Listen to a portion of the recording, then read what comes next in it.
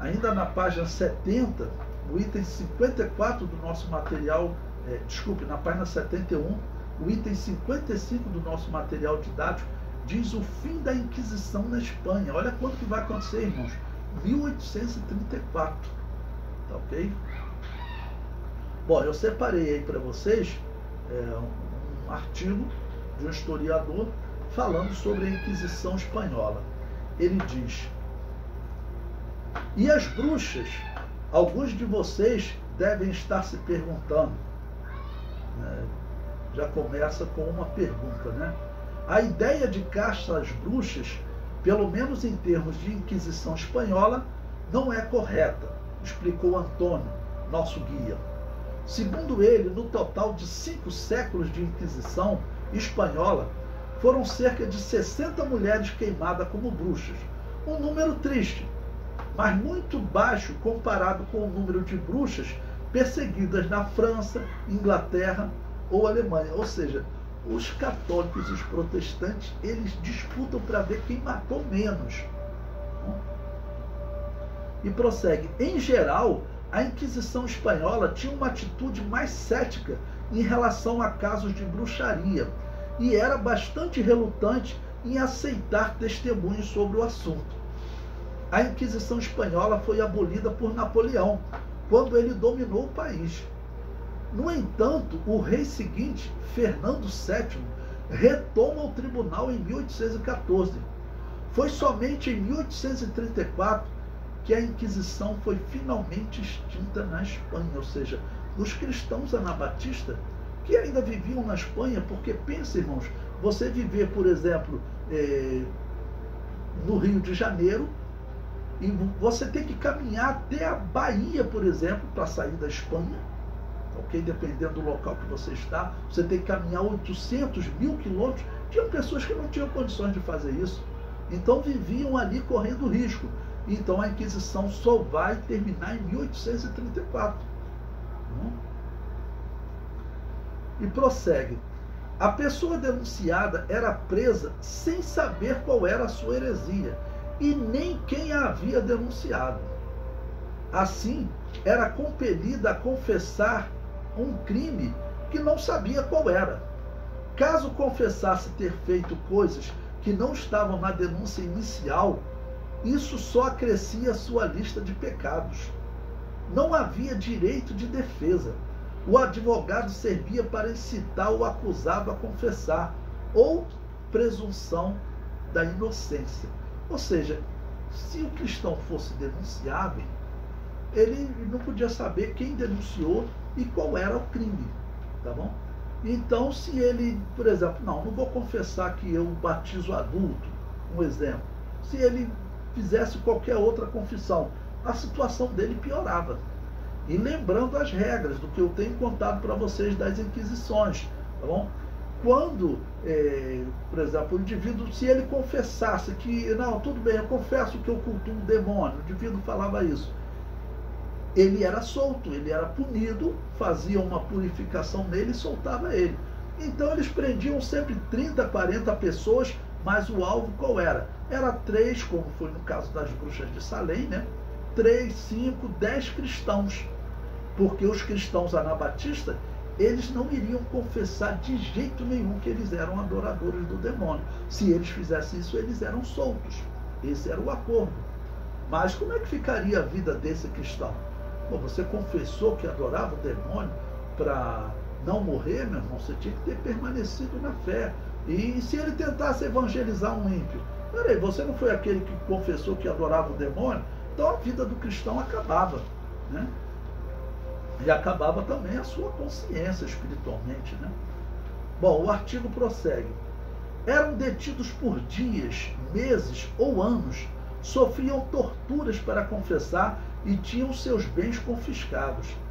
A única forma de provar sua inocência era conseguir nomear todos os que o teriam denunciado como seus inimigos, apresentar testemunhas, declarações ou fatos que comprovassem sua moralidade, ou ainda alegar loucura, embriaguez ou juventude para tentar se safar. No entanto, as absolvições eram escassas, tendo em vista que o Santo Ofício queria passar a impressão de que nunca errava. Mas, na verdade, irmãos, fique bem claro para vocês, aqui agora que nós estamos falando, tá bom? Do fim das perseguições no mundo, tá bom? A Igreja Católica, ela é a Babilônia apocalíptica, e eu falo por que ela é a Babilônia apocalíptica, porque ela pratica aquilo que é essencial na religião da Babilônia, que é a religião de Baal, que é o culto aos mortos, tá bom? Que é acreditar no purgatório, que é a purificação da alma após a morte. E aí, se a pessoa falar, o teu parente morreu, você tem que fazer alguma coisa para ele sair do purgatório. Faça orações, dê ofertas para a igreja, e a alma do teu parente vai sair do purgatório, né? Isso é a religião de Baal. Não existe dúvida. Quem estuda a história sabe disso, tá bom? Mas existem aí muitos cegos, surdos e mudos, teologicamente falando, que estão dizendo que ela é a igreja cristã e estão abraçando ela. O comentário prossegue. Como foi um dos últimos países a abandonar a Inquisição, a Espanha é também um dos países com menor número de igrejas anabatistas nos dias atuais. Esse é um segundo motivo. Lembre-se que eu contei para vocês que a Espanha ela foi dominada pelos muçulmanos ali dos anos 800 a 1500, falando em número redondo, cerca de 700 anos. E nesse período, eles praticavam o catolicismo, mas sob opressão.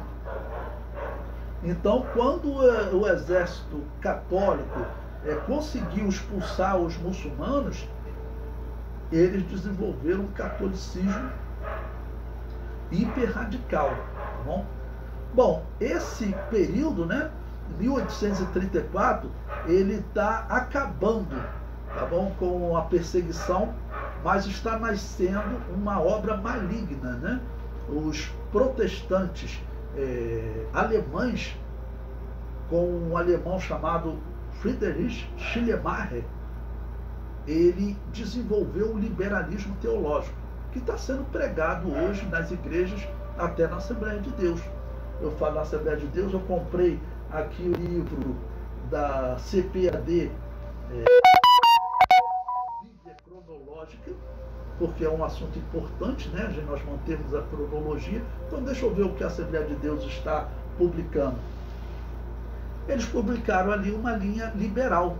A linha liberal, irmãos, ela desacredita na Bíblia.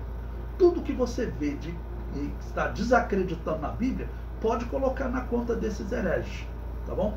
Eu vejo aí, principalmente, os protestantes presbiterianos criticando o liberalismo teológico, mas o padrão na faculdade deles é o liberalismo teológico.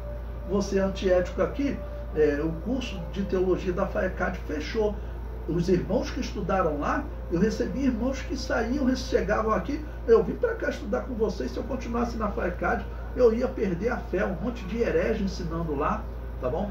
Então, o liberalismo teológico, ele surge em 1834, considerado o ano da morte desse teólogo, que ele é considerado, ele é chamado entre os protestantes de o príncipe dos pregadores, para vocês terem ideia, tá bom?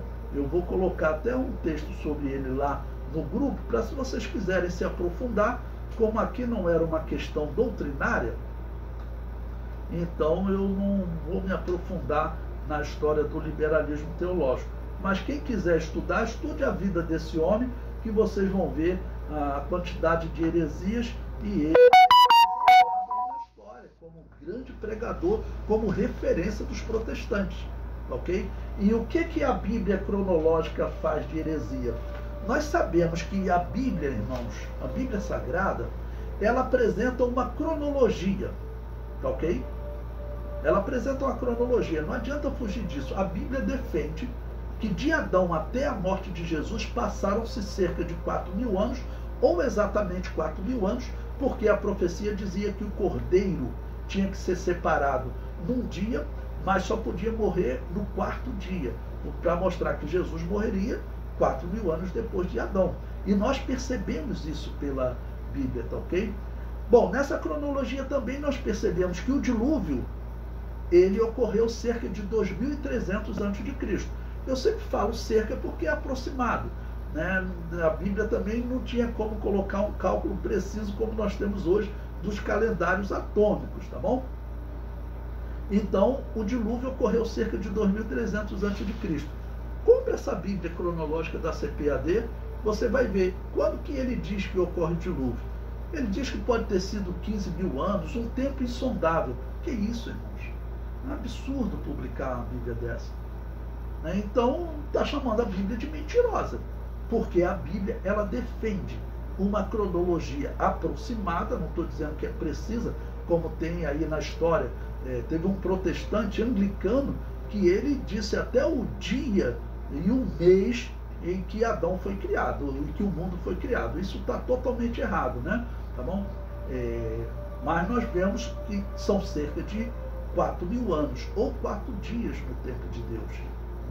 E a CPAD publicou essa Bíblia, que eu não utilizo ela para mais nada, está aí apenas como documento, ok? Então o liberalismo teológico, ele está nascendo em 1834. Os protestantes, eu já vi, você antiético aqui, por exemplo, o Augusto Nicodemos, ele dá um estudo sobre liberalismo teológico. Ele critica. Mas ele trabalha lá na faculdade Mackenzie. O padrão lá é o liberalismo teológico.